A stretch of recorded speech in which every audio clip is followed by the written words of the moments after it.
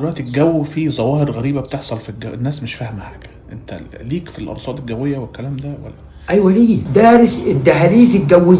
الله أكبر، عم جمعة دارس طبعا علم الدهاليز. علم الدهاليز. الله أكبر. أنا الله أكبر، أنا ما كنتش أعرف إنك أنت ليك في الدهاليز. لا تعرف تراب ومية ومطرة ورياح وأعاصير وبراكين، محدش فاهم حاجة. دي هي ظاهره علميه اسمها الفصول الاربعه. أيوة. نط على بعضها. الله أكبر، عم جمعة الفصول الأربعة نط على بعضها. هاي. اللهم صل على النبي. لا الجو عامل زي الستات، ما تعرفش هم جايين فين ورايحين فين ولا عايزين ايه ولا عايزين ايه، زي الستات. زي الستات. ايوه اهو كده.